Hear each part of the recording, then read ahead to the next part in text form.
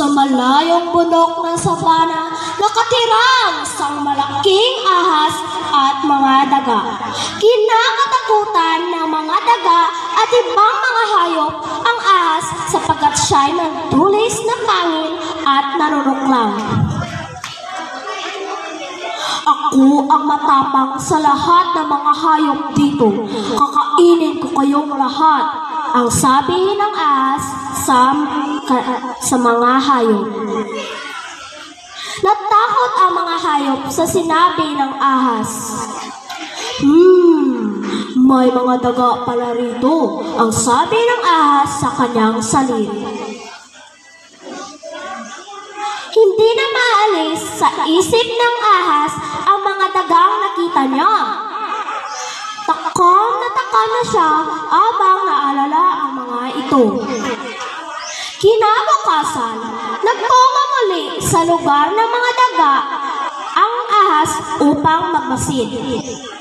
Ngunit habang siya'y nagtatago, nakita siya ng ibon. Dali-daling pinuntahan ng ibon ang mga dagang naglalaro. Mag-ingat kayo! Nakita kong nagtatago ang ahas sa likod ng damuhan.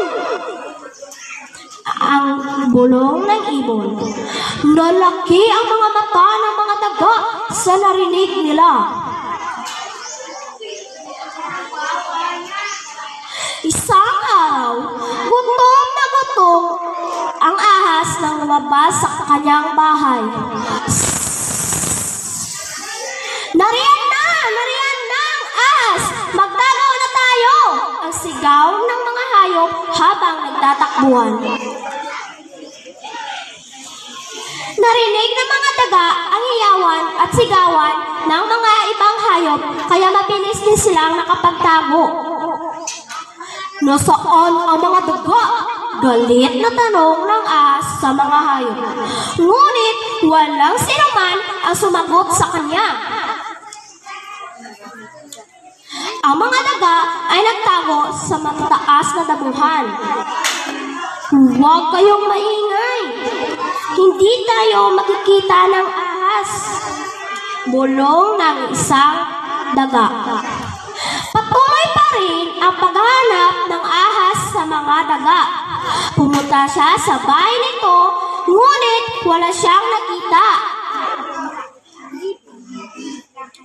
Habang siya'y nag-aanap, hindi niya alam na may isa palang agila na nakatitig sa kanya mula sa mataas na puno. Nalilisik ang mga mata nito habang tinitignan ang ahas sa ibaba. Patuloy pa rin ang paghahanap ng ahas sa mga daga. Magpakita na kayong mga daga, galit na sabi ng ahas. Sa sobrang hinig ng mga daga ay gumalaw ang damuhan. Nakita ito ng ahas. Nariyan pala kayo, takam na sabi ng ahas. Habang papalapit na palapit ang ahas, ay lalong lumagalaw ang damuhan. Binuksan niya ang kanyang bibig at handang-handa na siyang kainin ang mga daga. Nang biglang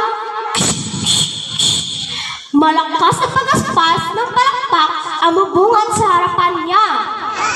Laking gulat niya na makita ang malaking agila na may matutulis na kuko at tuka. Nakita ng mga daga na takot ang ahas sa agila. Tulungan natin siya! Natatangayin na sana ng agila ang ahas, agad-agad na umakyat ang daga sa itaas ng puno at tumalon sa likod ng agila. Kinagat nila ng mariin ang agila upang tulungan ang ahas. Sa sobrang sakit, nabitawan ng agila ang ahas. Lumipad na palayo ang agila habang nanginginig sa takot ang ahas. Maraming salamat at tinulungan niyo ako. Magpagkumabang sambit ng ahas. Wala nga masayang tugon ng mga daga. Simula noon, naging matalik na magkaibigan ang ahas at mga daga. At diyan na po nagtatapos ang aking kwento. Paalam!